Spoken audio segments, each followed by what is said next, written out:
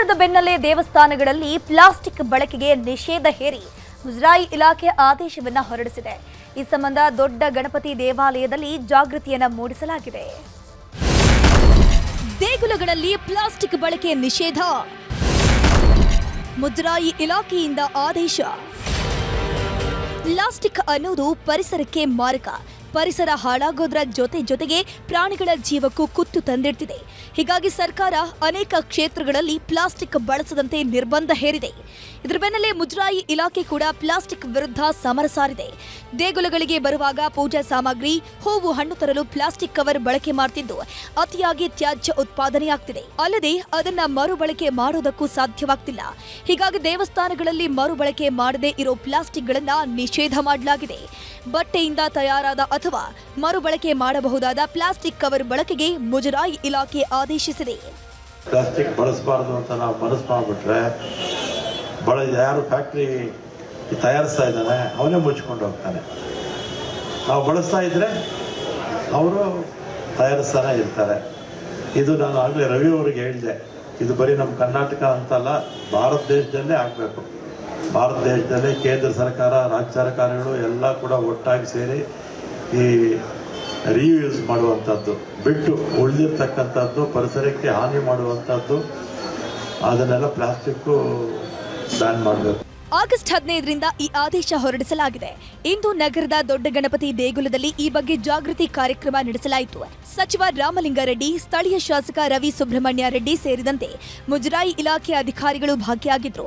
ಈ ವೇಳೆ eco friendly ಬಟ್ಟೆಯ ಚೀಲ ಹಾಗೂ ಮರುಬಳಕೆ ಮಾಡಬಹುದಾದ ಪ್ಲಾಸ್ಟಿಕ್ ಕವರ್ ಲಾಂಚ್ ಮಾಡಿದ್ರು.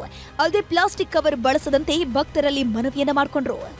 ದೇವಸ್ಥಾನಕ್ಕೆ ಬರ್ತಕ್ಕಂಥ ಭಕ್ತಾದಿಗಳು ಈ ಆವರಣದಲ್ಲಿ ಪ್ಲಾಸ್ಟಿಕ್ ಅನ್ನ ತರಬಾರದು ಅಥವಾ ಇದಕ್ಕೆ ಉಪಯೋಗ ಯಾವುದು ಮರುಬಳಕೆಯ ವಸ್ತುಗಳು ಆಗೋದಿಲ್ಲ ಅಂಥದನ್ನು ನಿಷೇಧ ಮಾಡಬೇಕು ಅಂತ ಹೇಳಿ ಈಗಾಗಲೇ ಕೆಲವು ದೇವಾಲಯಗಳಲ್ಲಿ ಇವರು, ಅದು ಉದಾಹರಣೆಗೆ ಚಾಮುಂಡಿ ಬೆಟ್ಟ ಆಗಿರ್ಬೋದು, ಹೀಗೆ ಕೆಲವು ಕಡೆ ಪ್ರಾರಂಭ ಮಾಡಿದ್ದಾರೆ.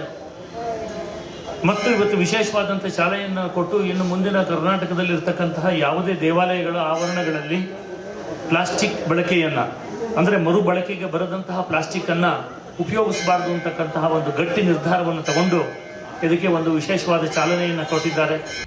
ಒಟ್ನಲ್ಲಿ ದೇಗುಲಗಳಲ್ಲಿ ಪ್ಲಾಸ್ಟಿಕ್ ಬಳಕೆ ನಿಷೇಧ ಮಾಡಿದ್ದು ಭಕ್ತರು ಈ ಬಗ್ಗೆ ಗಮನ ಹರಿಸಿ ಪರಿಸರವನ್ನ ಉಳಿಸಬೇಕಿದೆ.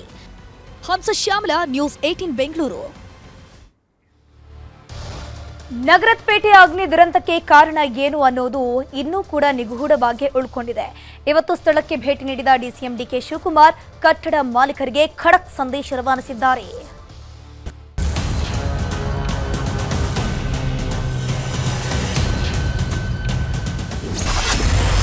ನಗರಪೇಟೆ ಅಗ್ನಿ ದುರಂತ ಸ್ಥಳಕ್ಕೆ ಡಿಕೆ ಭೇಟಿ, ಕಟ್ಟಡ ಮಾಲೀಕರಿಗೆ ಖಡಕ್ ವಾರ್ನಿಂಗ್. ನಗರಪೇಟೆಯಲ್ಲಿ ಕಂಡು ಕೇಳರಿಯದ ಬೆಂಕಿ ದುರಂತಕ್ಕೆ ಇಡೀ ಬೆಂಗಳೂರೇ ಬೆಚ್ಚಿ ಬಿದ್ದಿದೆ. ಅಗ್ನಿ ನರ್ತನಕ್ಕೆ ಪುಟ್ಟ ಮಕ್ಕಳು ಸೇರಿದಂತೆ 5 ಸಜೀವ ದಹನವಾಗಿದ್ದಾರೆ. ಬೆಂಕಿ ಕೆನ್ನಾಲಿಗೆಗೆ ಕ್ಷಣಾರ್ಧದಲ್ಲೇ ಸುಟ್ಟು ಕರಕಲಾಗಿದ್ದಾರೆ. ಘಟನಾ ಸ್ಥಳಕ್ಕೆ ಡಿಸಿಎಂ ಡಿಕೆ ಶಿವಕುಮಾರ್ ಭೇಟಿ ನೀಡಿ ಪರಿಶೀಲನೆ ನಡೆಸಿದ್ದು ಅಧಿಕಾರಿಗಳಿಂದ ಮಾಹಿತಿ ಪಡೆದುಕೊಂಡಿದ್ದಾರೆ. ಈ ವೇಳೆ ಬಿಬಿಎಂಪಿ ಕಮಿಷನರ್ ಮಹೇಶ್ವರ್ ರಾವ್ ಮತ್ತು ಪೊಲೀಸ್ ಕಮಿಷನರ್ ಸೀಮಂತ್ ಕುಮಾರ್ ಸಿಂಗ್ ಸಂಪೂರ್ಣ ವಿವರಣೆ ನೀಡಿದ್ರು. ಮಾಹಿತಿ ಪಡೆದ ಬಳಿಕ ಮಾತನಾಡಿದ ಡಿಕೆಶಿ, ಕಟ್ಟಡ ಮಾಲೀಕರ ವಿರುದ್ಧ ಕ್ರಮ ಕೈಗೊಳ್ಳಲಾಗಿದೆ, ಎಲ್ಲರೂ ಸೇಫ್ಟಿ ಕ್ರಮ ಕೈಗೊಳ್ಳಬೇಕು ಅಂತ ಖಡಕ್ ಎಚ್ಚರಿಕೆ ಕೊಟ್ಟಿದ್ದಾರೆ. ಏನಾದ್ರು ಒಂದು ಕೊನೆ ಆಗ್ಬೇಕಲ್ಲ, ಸೊ ಎಲ್ಲ ಇಲ್ಲಿಗಲ್ ಕನ್ಸ್ಟ್ರಕ್ಷನ್ ಮಾಡ್ಕೊಂಡು ಈ ತರ ಮಾಡ್ಕೊಂಡು ಕೂತ್ಕೊಂಡ್ರೆ ಹೆಂಗೆ ಬೆಂಗಳೂರಿಗೆ ಗೌರವ ಬರ್ತದೆ? ಎಲ್ಲ ಮಾಲೀಕರಿಗೆ ಎಚ್ಚರಿಕೆ ಕೊಡ್ತಾ ಇದ್ದೀನಿ, ನೀವೇನಾದ್ರು ಬಿಲ್ಡಿಂಗ್ನ ಸೇಫ್ಟಿ ಮೆಜರಲ್ಲಿ ರಿಪೇರಿ ಮಾಡ್ಕೊಳ್ಳಿಲ್ಲ ಅಂದ್ರೆ ವಿಧಿನೇ ಇಲ್ಲ, ಬಿಲ್ಡಿಂಗ್ಗಳನ್ನ ಒಡೆದಾಕಬೇಕು. ಅಗ್ನಿ ದುರಂತ ಸಂಬಂಧ ಪೊಲೀಸರು ಹಾಗೂ ಅಗ್ನಿಶಾಮಕ ಇಲಾಖೆ ಅಧಿಕಾರಿಗಳು ತನಿಖೆ ಮುಂದುವರೆಸಿದ್ದಾರೆ. ಘಟನೆ ಸಂಬಂಧ ಹಲಸೂರು ಗೇಟ್ ಠಾಣೆಯಲ್ಲಿ 2 ವಿರುದ್ಧ ಎಫ್ಐಆರ್ ದಾಖಲಾಗಿದೆ. ಕಟ್ಟಡ ಮಾಲೀಕರಾದ ಬಾಲಕೃಷ್ಣಯ್ಯ ಶೆಟ್ಟಿ ಮತ್ತು ಸಂದೀಪ್ ಶೆಟ್ಟಿಯನ್ನ ಬಂಧಿಸಿ ವಿಚಾರಣೆ ನಡೆಸಿದ್ದಾರೆ. ಪೊಲೀಸ್ ಅವರು ಇಬ್ಬರಿಗೆ ವಶಕ್ಕೆ ತಗೊಂಡಿದ್ದಾರೆ. ಅವರು ಯಾಕೆಂದ್ರೆ ಅವರು ಇಬ್ಬರು ಓನರ್ಸ್, 2 ಅಕ್ಕಪಕ್ಕ ಏನು ಫ್ಲಾಟ್ ಇದೆ ಓನರ್ಸ್. ಆ ಓನರ್ಸ್ಗೆ ನಾವು ಇಬ್ಬರಿಗೆ ಅರೆಸ್ಟ್ ಮಾಡಿದ್ದೀವಿ. ಆಮೇಲೆ ನಮ್ಮ ಹಲಸೂರು ಗೇಟ್ ಪೊಲೀಸ್ ಸ್ಟೇಷನ್ ವ್ಯಾಪ್ತಿಯಲ್ಲಿ ಇದು ಕೇಸ್ ರಿಜಿಸ್ಟರ್ ಆಗಿದೆ. ಮುಂದಿನ ಇದರಲ್ಲಿ ತನಿಖೆ ನಡೆಸಿ ಇನ್ನೂ ಬೇರೆ ಯಾರ್ದು ಕೈವಾಡಿದ್ರೆ ನಾವು ಅದು ಇದು ಮಾಡ್ತೀವಿ, ಇನ್ವೆಸ್ಟಿಗೇಟ್ ಮಾಡ್ತೀವಿ. ಯಾರು ಮೃತರು ಇದ್ದಾರೆ ಅವರ ಸಂಬಂಧಿಕರಿಂದ ದೂರು ದಾಖಲಿಸಿ ಒಂದು ಎಫ್ಐಆರ್ನ ರಿಜಿಸ್ಟರ್ ಮಾಡಿದ್ದೀವಿ. ಆ ಎಫ್ಐಆರಲ್ಲಿ ಇರುವಂಥ ಅಂಶಗಳನ್ನು ಗಮನಿಸಿದಾಗ ಈ ಕಟ್ಟಡದ ಮಾಲೀಕರು ಯಾರಿದ್ದಾರೆ, ಈ ರೀತಿ ಕಟ್ಟಡ ಕಟ್ಟು minimum basic minimum safety majors ಮುಂಜಾಗ್ರತಾ ಕ್ರಮ ಏನೇನು ಕೈಗೊಳ್ಳಬೇಕಾಗಿತ್ತು ಅದನ್ನು ಕೈಗೊಳ್ಳದಿರುವಂಥದ್ದು ಅದರಲ್ಲಿ ಕಂಡುಬಂತು. ಅಗ್ನಿ ದುರಂತಕ್ಕೆ ಕಾರಣ ಏನು ಅನ್ನೋದು ಇನ್ನೂ ನಿಗೂಢವಾಗಿಯೇ ಉಳಿದಿದೆ. ಪೊಲೀಸರು, ಅಗ್ನಿಶಾಮಕ ಇಲಾಖೆ ಮತ್ತು ಎಫ್ಎಸ್ಎಲ್ ತಜ್ಞರು ತನಿಖೆ ಮುಂದುವರೆಸಿದ್ದಾರೆ. 5 ಮರಣೋತ್ತರ ಪರೀಕ್ಷೆ ನಡೆಸಿ ಕುಟುಂಬಸ್ಥರಿಗೆ ಹಸ್ತಾಂತರ ಮಾಡಲಾಗಿದೆ. ಅದೇನೇ ಇರಲಿ, ಯಾರದ್ದೋ ನಿರ್ಲಕ್ಷ್ಯಕ್ಕೆ 5 ಬಲಿಯಾಗಿದ್ದು ಮಾತ್ರ ದುರಂತ. Muniraju, crime bureau, news 18 Bengaluru.